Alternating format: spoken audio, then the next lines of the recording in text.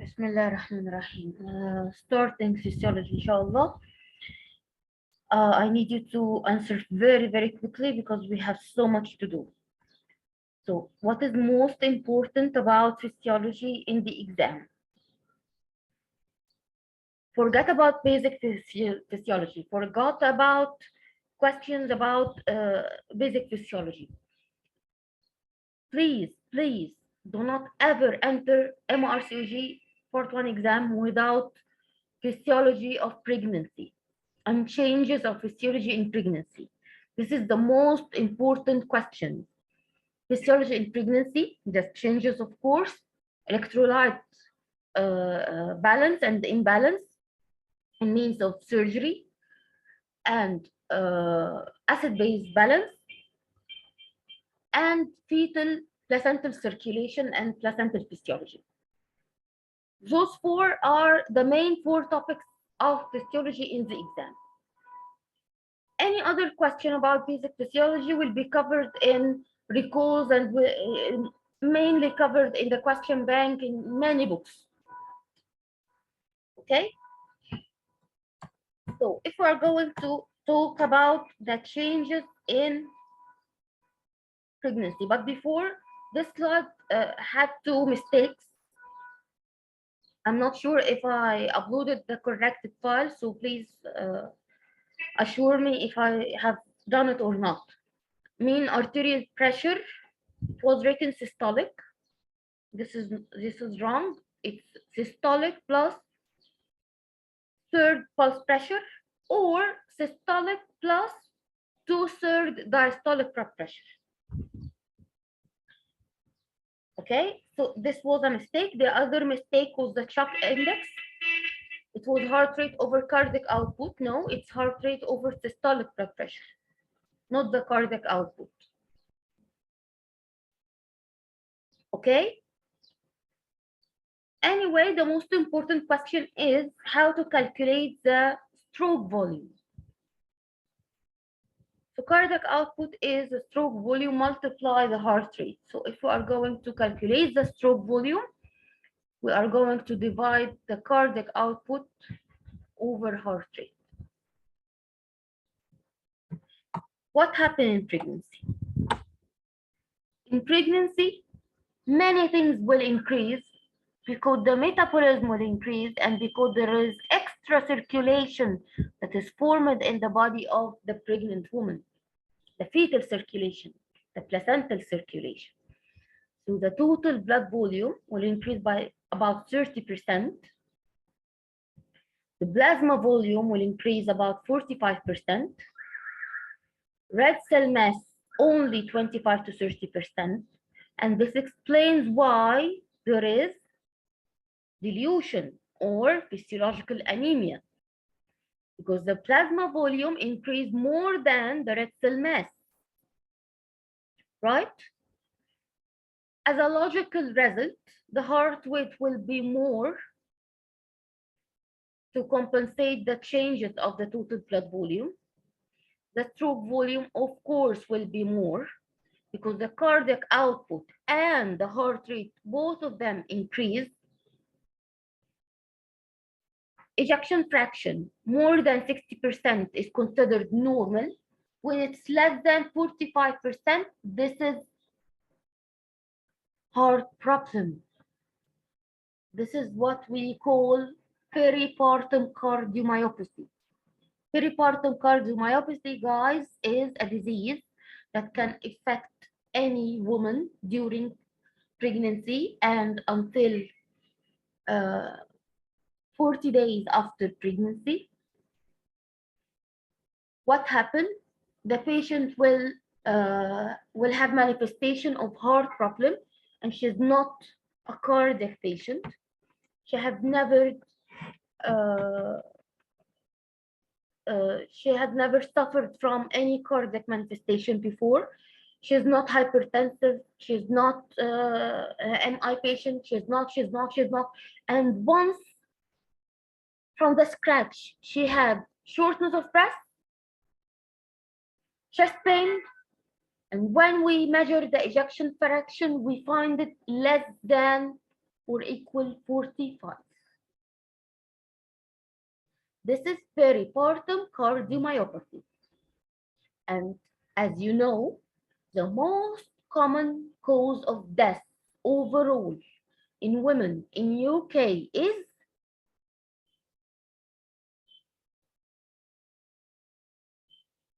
this is a question that you can never answer incorrectly.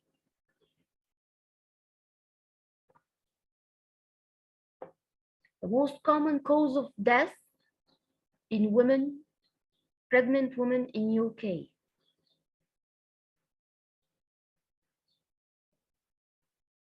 Excellent, Dr. Amina. Cardiac diseases.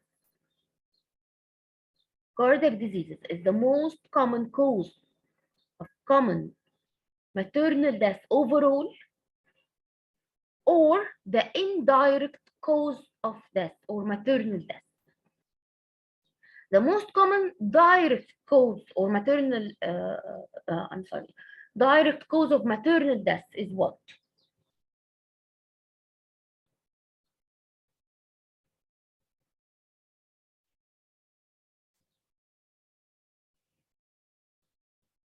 Venous thromboembolism. Excellent. This is the most common indirect cause of maternal death.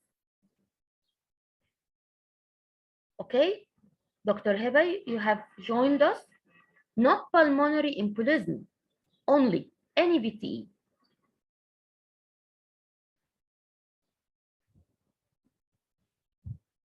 Okay.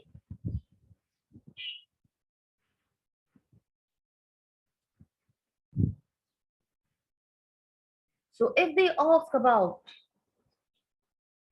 main cause of death, generally, cardiac disease. Indirect, cardiac diseases. Direct, venous thromboembolism. Okay, what about the third most common cause of direct deaths in UK, maternal deaths?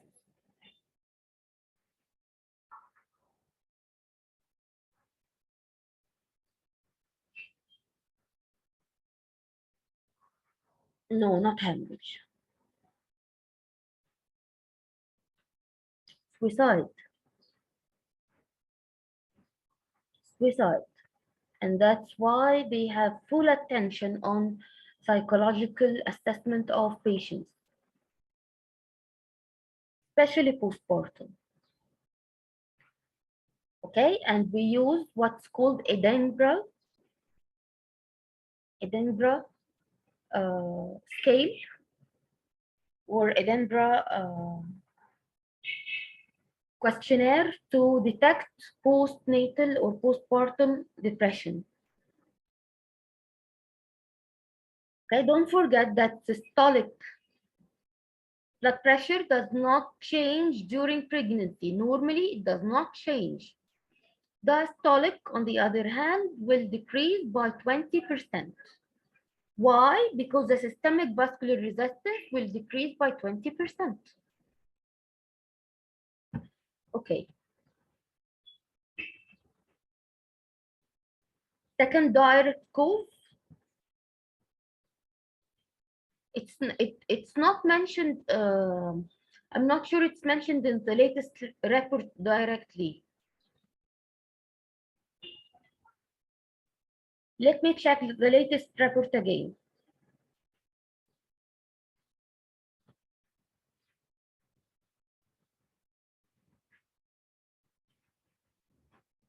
Okay, here, if you can see, this is why we have physiological anemia in pregnancy, because the RBCs does not increase as same as the plasma volume and the total blood volume. Okay, it's normal to find tachycardia. It's normal to find left axis deviation because of the upward effect of uterus on the diaphragm. It's normal to find ejection systolic murmur. Normal to find S3 sound. Normal to find physiological split with inspiration in S2. but it's not normal at all to find any diastolic murmur. And it's not normal to find fixed split in inspiration. Okay? S4 is always abnormal. This is the blood loss according to the weight. And the classification of hemorrhage. Sometimes they ask you in the exam that a woman who is 70 kilograms have lost about 2,800 milli of her blood, approximately. What stage of hemorrhage is this, or how many blood volume loss does she lost, and so on. So when it's 40% blood loss, it's life-threatening. When it's 30%, it's severe hemorrhage. When it's 15%, it's moderate hemorrhage. When it's less than 500 or up to 500 milli, this is mild hemorrhage. So mild hemorrhage is up to 500 milli.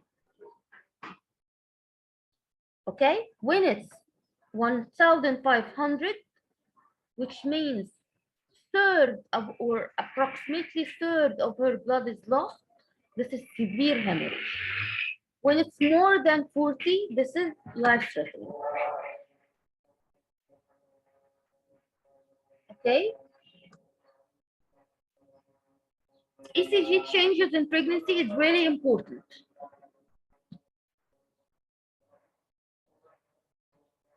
More than 2,000? It's according to weight, actually. It's according to weight. But averagely speaking, about 70 kilos person, yes, more than 2,000 will be severe.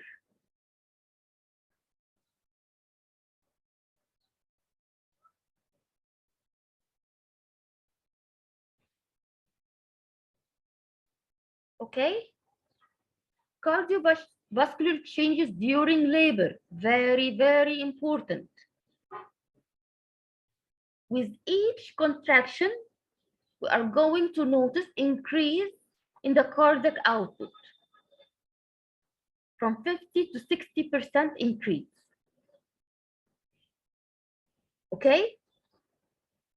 So if we compare it to pre-pregnancy, there is 70 to 80% increase with each contraction.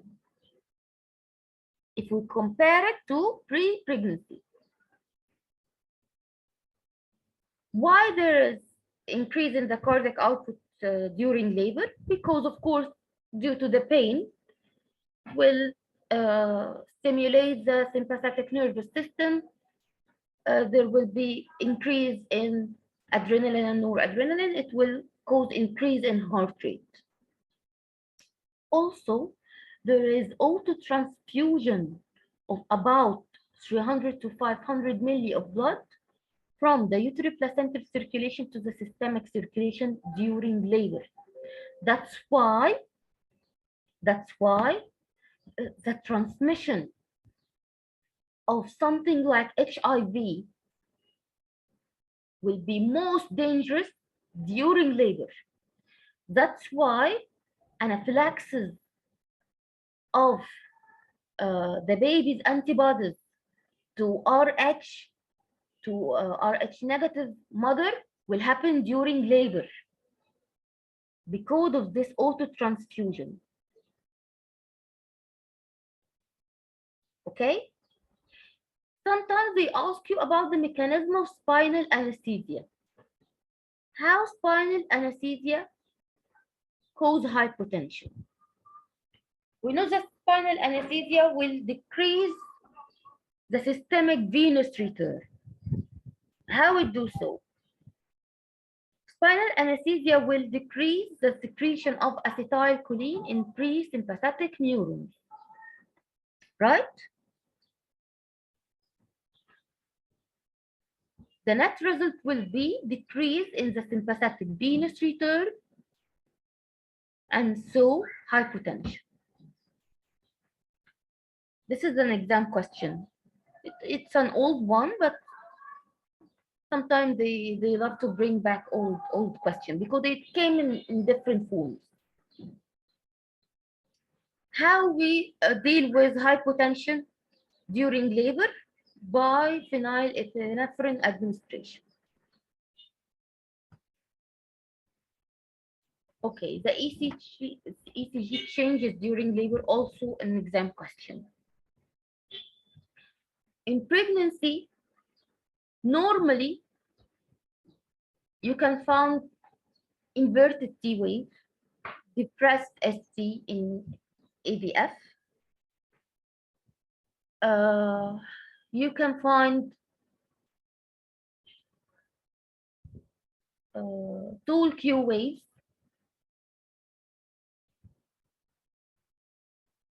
In hypocalcemia, hypercalcemia, hypokalemia, hyperkalemia, all of them are exam questions because they are related to surgery or surgical complications. Those are the electrolyte imbalance, the most common electrolyte imbalance before or after surgery. Hypocalcemia will cause prolonged ST wave, prolonged QT interval. I remember in September exam 2021, they brought like 3 ECG pictures, 3 ECG questions. None of them was hard, alhamdulillah, because our candidates remember it correctly and they answered correctly. But there was 3 questions about ECG. One of them was, I think, hypocalcemia because the ST wave was very prolonged and it was obvious. I'm not sure if there is pictures here, but I can bring it to you. One of them was hyperkalemia because of, I'm not sure the prominent inverted T wave, hypokalemia or hyperkalemia, but it was also easy one. And it was obvious from the scenario. The other one was a sinus tachycardia, just sinus tachycardia. So please review the video of Dr. Muhammad Al-Asmar. I have put it in your course. Really, really good. It will not take any of your time at all. It's like 10 minutes. We'll teach you how to read an ECG in just 3 minutes or less. 3 seconds, 30 seconds, or something like this. Really good. And when I forget, I get back and watch it again and again. Let me get a picture for you for the ECGs. This one is good.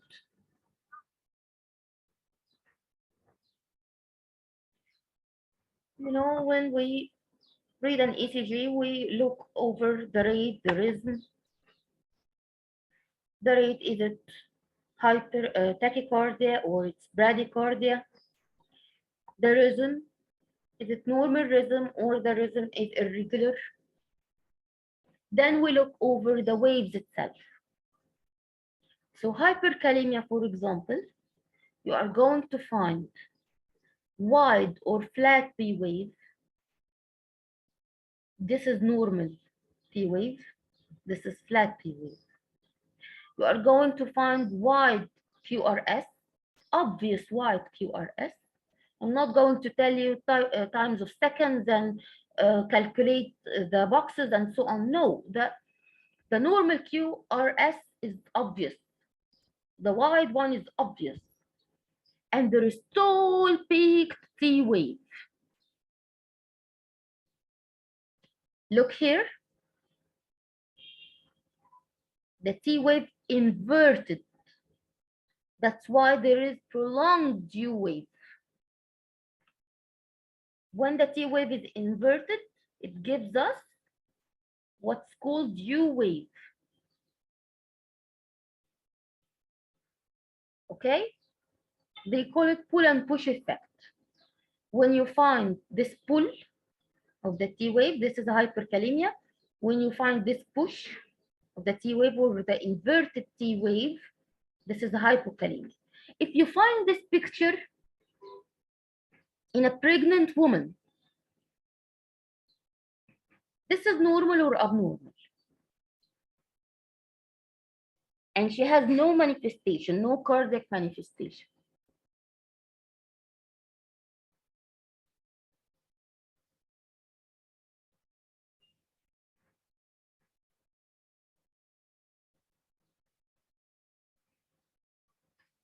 This picture, guys, this picture, if it comes with a normal pregnant lady that has a preoperative ECG, for example, she has no suffering from any medical conditions, she has no cardiac manifestations, but you find inverted T wave in the ECG. Is it physiological or pathological?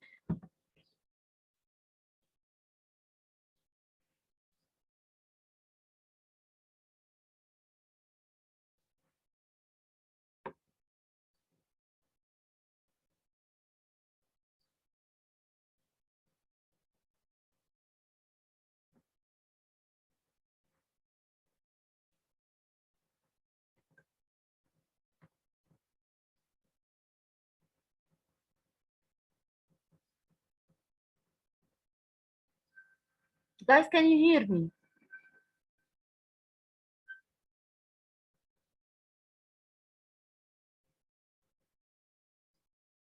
Inverted T wave is a normal finding. You didn't hear me before? Inverted T wave is a normal finding in pregnancy. Okay, I'm not going to talk much about GVP because there is no much questions about it. You didn't hear me when I was explaining the push and pull effect, hyperkalemia and hypokalemia.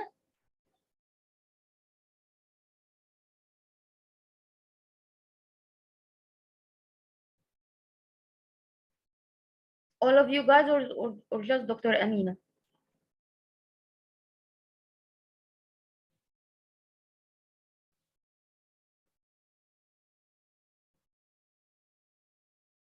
When you have tall T wave or peaked T wave, this is a hyperkalemia. When you have depressed the T wave or inverted T wave, this is hypokalemia. Okay, this is very famous with potassium abnormalities, even more than the widened QRS.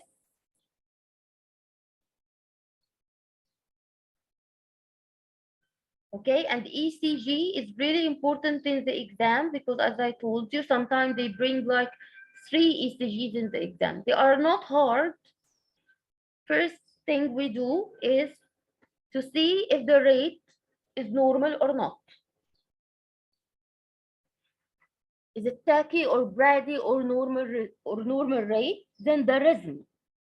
If the rhythm is normal or abnormal. Then we look over the QRS wave. QRS wave is widened or not. The P wave, of course, it is prominent. If it's absent, it's prominent. And when it's absent, this is mostly will be EF, and the EF is very characteristic in its picture. Okay? Then we look over the ST. ST, if it's elevated, this is what? ST elevation.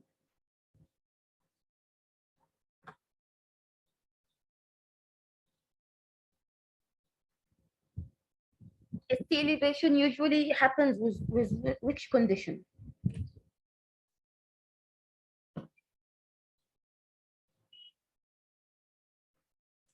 Myocardial infarction.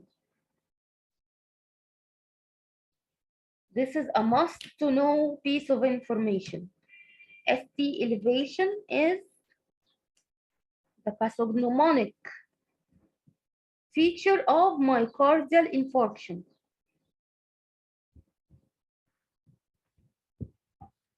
Guys, can you hear me?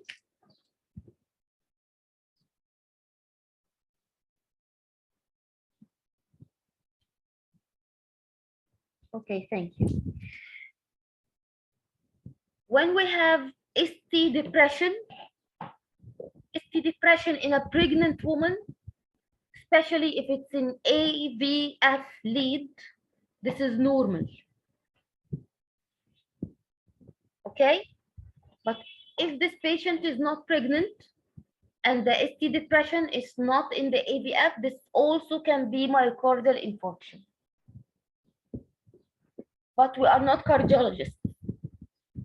If they bring you an ECG in the exam, usually it will be myocardial infarction or mineral abnormality, okay? Or a famous cardiac disease, a famous one, like extrasystole or tachycardia, just sinus tachycardia, or MI, or Wolff Parkinson disease. The most famous one.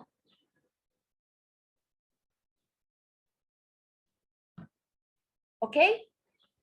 Yes, or pulmonary embolism. And pulmonary embolism also have right bundle branch block, have Q wave in Q3.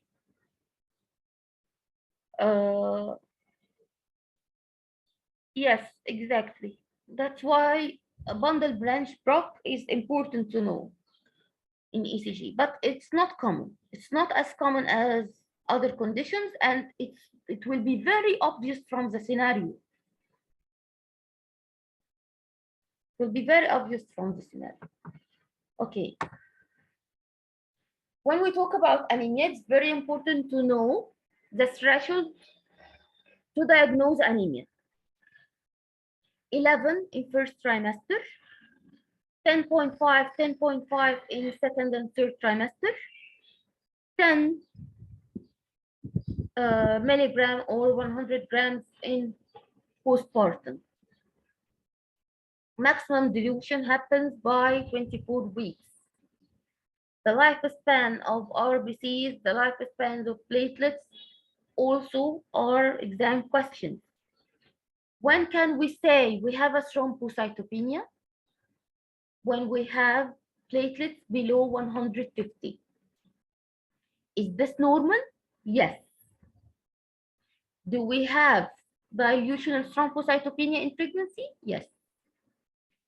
Can a woman have a delivery vaginally or by CS up to 50,000? Yes. Below 50,000, I'm going to give platelets.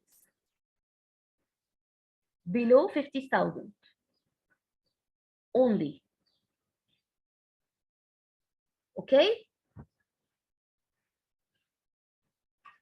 The iron and the absorption of iron, and how much iron we need in our diet. The iron in diet is about 10 to 20. We lose about 1 to 2 milligram per day, normally. Okay? So because of the need of the pregnant lady for more iron, because the loss is more, because the GFR is more, as we are going to mention, so she might need extra iron resource, more than the one that she takes from her diet. Okay? For iron to be absorbed, we need vitamin C. Vitamin C will enhance the iron absorption, or ascorbic acid. Sometimes they ask you about it in the exam. For the other type of anemia, which is megaloblastic anemia, which happen because of the deficiency of vitamin B12 and the folic acid, what happened? The vitamin B12 is really important for the absorption of folic acid. Folic acid is important for the formation of DNA in our body. Okay? In each cell. So we have something called intrinsic factor in the stomach, secreted by the parietal cells. When we have vitamin B12, it will be attached to the intrinsic factor, move until reaching the intestine. Then it will leave the intrinsic factor and facilitate the conversion of or the activation of folic acid. So anyway, if we don't have enough vitamin B12 or enough folic acid, both of them work simultaneously, we will have less activated folic acid and we will have deficiency in the formation of or a good formation of DNA synthesis that can lead to neural tube defects in the baby. That's why we need to give the pregnant lady extra folic acid. Why? Because folic acid are present in green vegetables. And not all pregnant ladies eat enough green vegetables. Vitamin B12 is found mainly in meat and liver. Okay? So if she is vegetarian, she will need to take vitamin B12 orally first, and if she cannot tolerate it orally, or she have a problem with the intrinsic factor, she can take it by injection. Injections will give us a form of vitamin B12 that does not need the intrinsic factor anymore. The dose of folic acid needed in pregnancy, normal pregnancy, is what?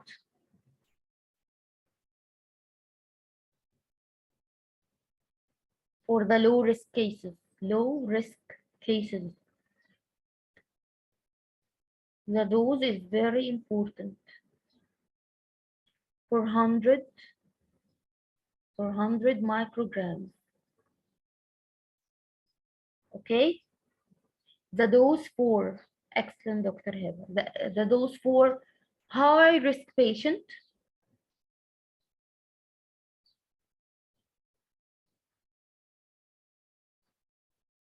5 grams, excellent.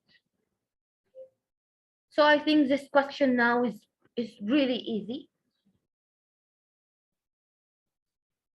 Always search for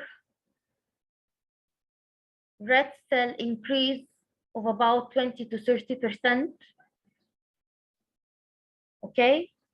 And the increase in blood volume more than the red blood cells, and the plasma more than both.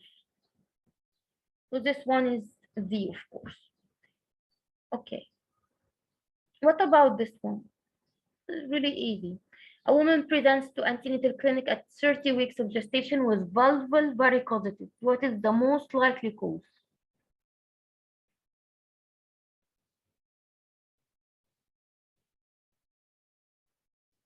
Vulval or lower limb, by the way. Yes, the pressure of gravid uterus on inferior vena cava. Excellent. So this is very normal. The normal lifespan of RBCs.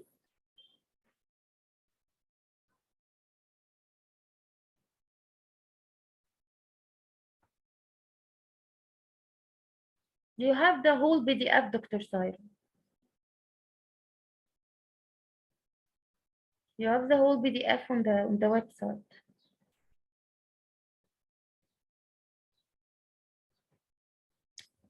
120 days. Excellent. The platelets.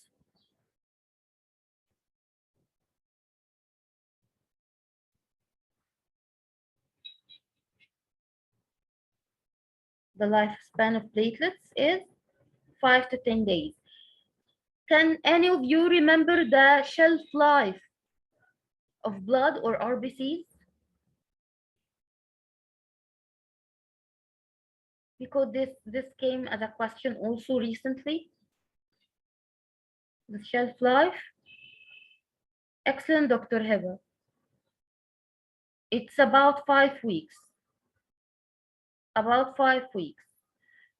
4 to 5 weeks. But averagely 5 weeks. Okay.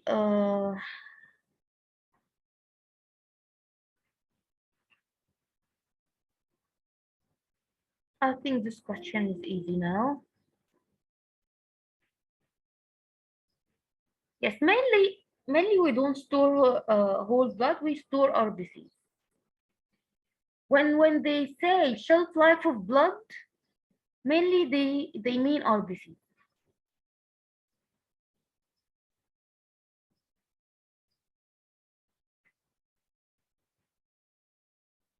Because platelets can live.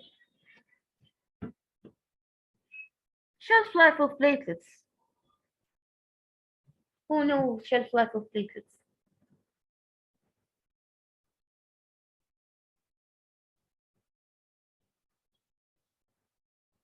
Excellent. 3 to 5 days.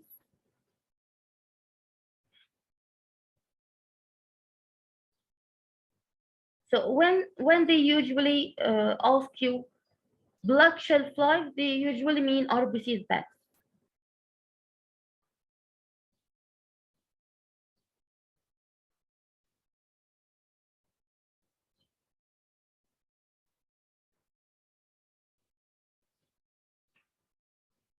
Okay?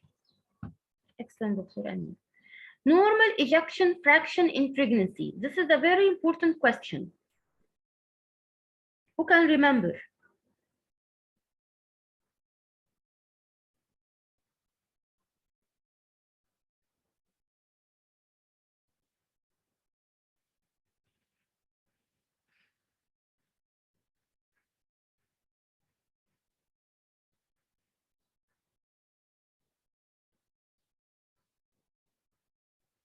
Only Dr. Amina remember? More than 60. More than 60. No, more than 60 is normal. Less than 45 is abnormal. But it should be more than 60 to diagnose peripartum cardiomyopathy or heart failure. Less than 45. Okay? The following is considered abnormal except